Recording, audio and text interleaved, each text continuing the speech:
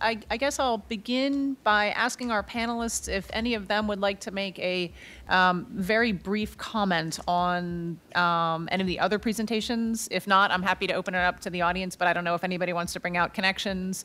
Yes. Yeah. Right. So I had a question for Molly. I really enjoyed your presentation. And I was actually curious, what would anti-subordination innovation look like, do you think? That is an excellent question and one that I have to work out in the paper. For me, though, I think I'll give you some examples. It means taking seriously the commitment that innovation has to be directed to the needs of the most vulnerable and that it has to remedy inequality. So, for example, part of the focus on IP has made us see IP, and I'm generalizing here, but we've often lost sight of other kinds of innovation problems, other kinds of innovation failures that I think are also quite serious. So, for example, there's actually a lack of access to basic medical knowledge. Like in many low-resource contexts, what is needed is access to basic medical texts. It's not about incentivizing the latest and greatest genetic technology, which is also important, but we've sort of neglected the extent to which dissemination is really critical, and yes, IP can potentially help with that as well, but I think that there's just a fundamental lack of access to information, including basic information, technology that is appropriate for low-resource settings. So if we think about things like kangaroo care for infants, that's what you need in developing country. In low-resource settings, you don't need the greatest incubator that has to rely on a steady stream of electricity because it's not going to have that. So we need to develop innovations, technologies, and disseminate access to information that is really appropriate not just for well-resourced settings, but also the most vulnerable. All right. So this is a question for Professor Land. You ground your paper on the contrast and the fundamental incompatibility of the IP regime, the IP sphere, with the human rights sphere. However, looking at what you're actually proposing and the solutions you're proposing, it seems like it primarily concerns in your view, HR primarily concerns itself with the redistribution of the production of the IP sphere. So if we were to divorce the two spheres, if we were to create just an independent human rights sphere, how do we actually arrive at the production of IP? Yeah, so I don't think that we should separate the two spheres. I think more than that, I'm just arguing we should begin asking a different question, right? I think rather than asking what are the ways in which IP fails to protect human rights, I think we should begin by asking what innovation does human rights require? And yes, it may end up being that IP plays a role in that. And here there's been lots and lots of work done on different kinds of innovation schemes, right? And that IP is only one tool. I think we can really realize that scholarship by using a human rights framework, which doesn't start with IP as either the problem or the solution. It asks, what do people need? Right? If we could design a human-centered system of innovation, right, what would be the outcomes of that system? And then, yes, there may be need to incentivize that innovation in different ways. IP could be one. I actually, if I want to be even more radical, which I don't know if I want to be, there's a way in which delivering a public good like, health, education, so forth, by a market mechanism is really problematic under a human rights framework. It's not only all the issues of a private prison, but even there, at least you've got some measures of accountability. Here we've completely outsourced, when we're talking about a lot of our innovation, we've outsourced it to private companies. And there's some risks in letting the market decide that.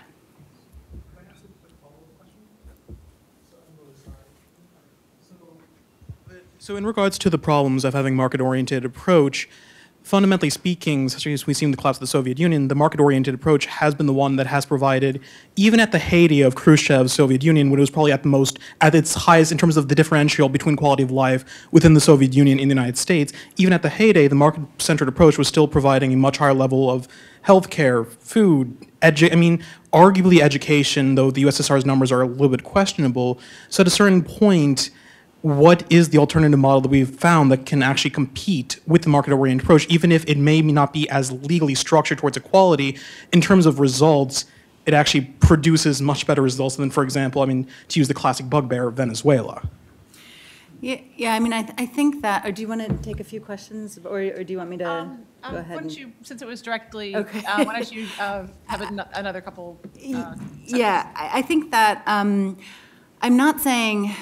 So there are lots of non-market approaches that have been explored in the literature. There's prizes. There's, let's see what we can do about making the approval process for drugs a little bit better. People talk about creativity itself as an innovation. So there's a whole really robust scholarship that makes the point that market incentives are not necessarily the only thing that incentivizes innovation, and may not, in some instances, even be the best thing. And so I would just sort of rely on that literature. And I'm not saying that we have to move to socialism, although I will say that socialist welfare, states like Germany, Sweden, socialized welfare systems, have done a pretty good job also in delivering healthcare. So, yeah. All right, so let's move to another question. Yes. He's got them. He's got the If you've got the mic, Rob, why don't you ask the question, then I can ask it after that. Well, now we both have a mic, so you go first.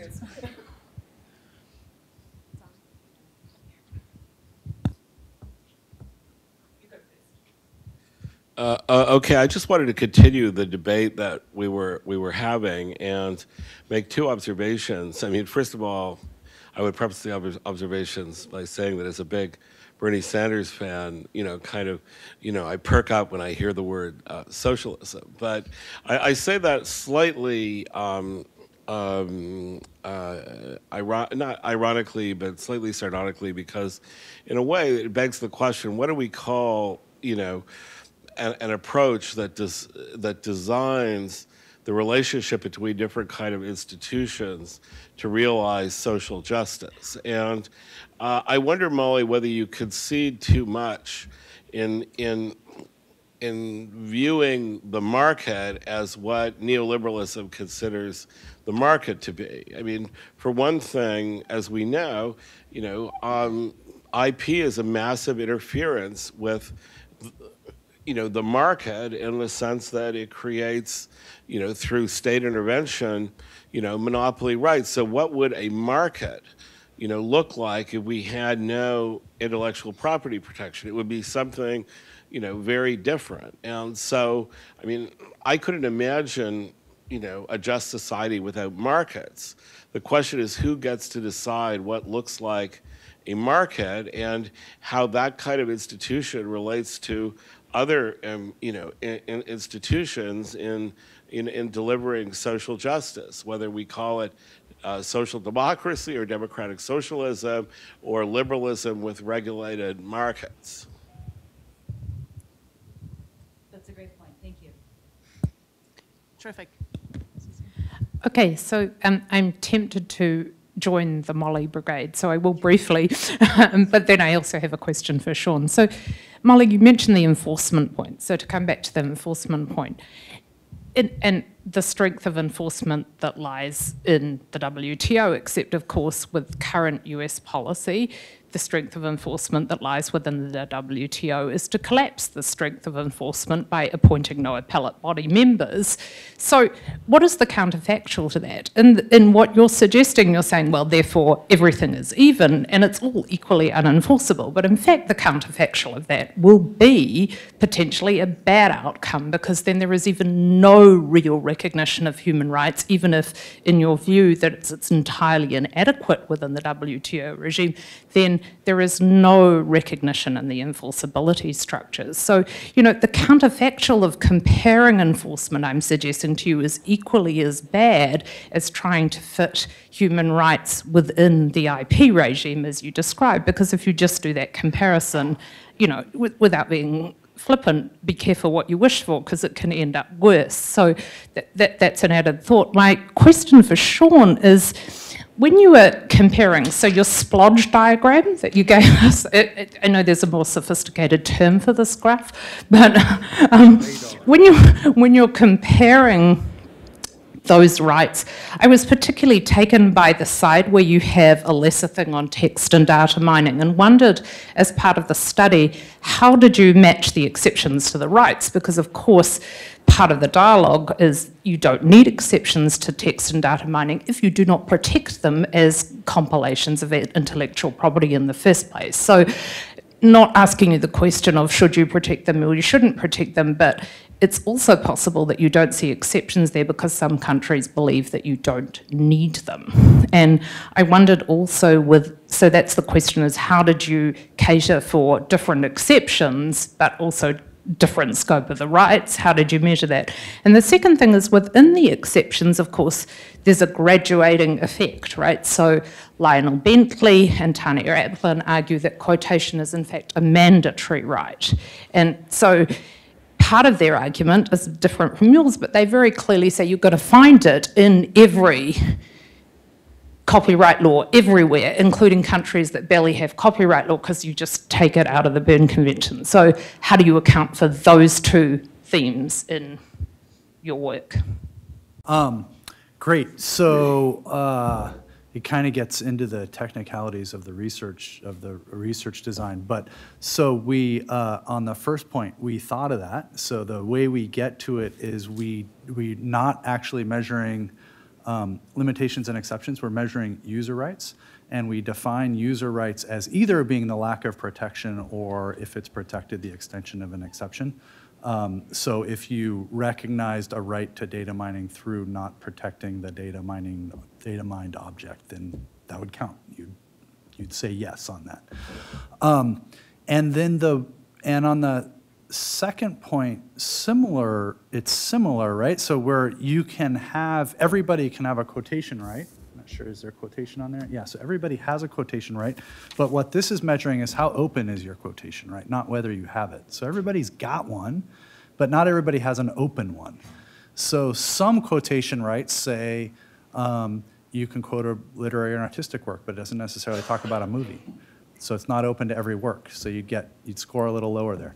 Or some of them say you can quote only for certain purposes. So you can quote for a research, or you can quote for a criticism and review, but you can't just quote, where the South Africa example, it just says, South Africa example, and then there's a few others like this, it just says there's a right to quote any work consistent with fair practice.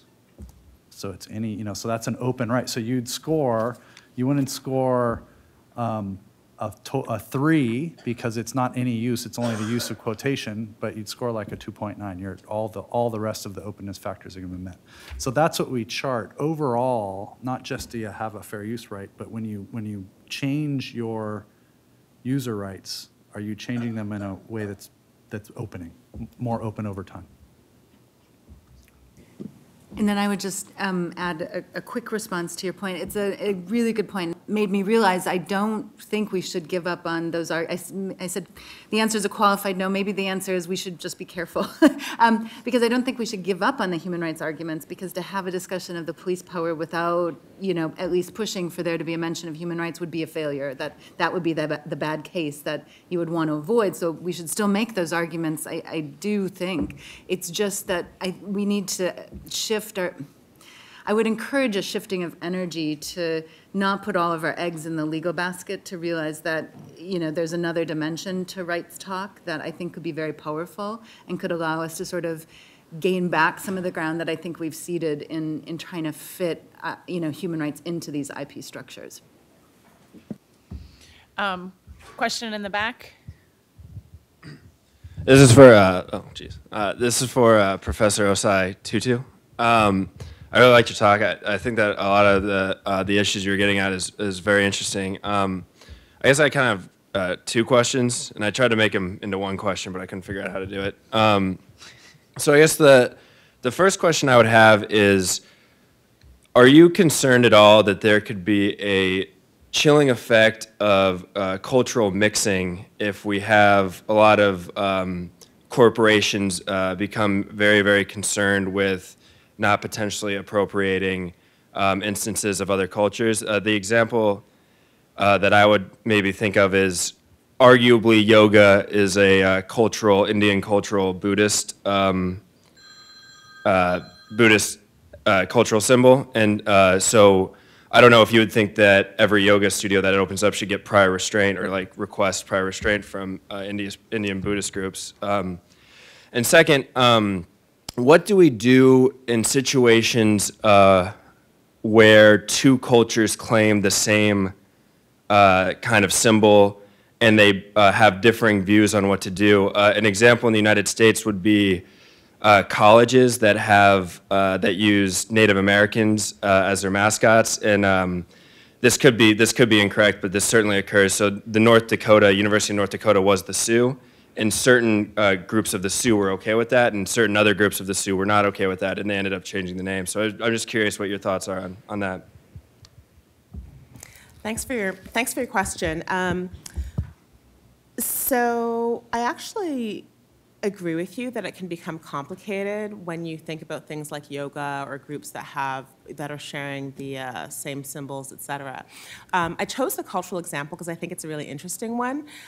But I think if it's about corporate social responsibility and they're just being guided by human rights norms, I think it gives them much more flexibility and gets past maybe some of those problems that people raise and some of the impediments to actually having protection for cultural IP. So it would then be up to the corporation to decide if they wanted to consult with a particular group, for instance. And I think things like yoga, yes, are very much part of the US culture now, but people do recognize, I believe, that it is Indian cultural heritage. Whereas the example that I provided, I don't think the people that were buying the bags would recognize that this was a Khan symbol, but then Ghanaians some people were really outraged and sent pictures and said, look at our symbol on this bag. So I think it's more having people recognize that it's part of your culture, and maybe even if the company had just said, look, we're going to use this symbol, that, it's that whole idea of partnership. And you can think of corporations doing it in terms of fair trade and that kind of thing. So there's a flexibility there. So I think that answers hopefully both of your questions.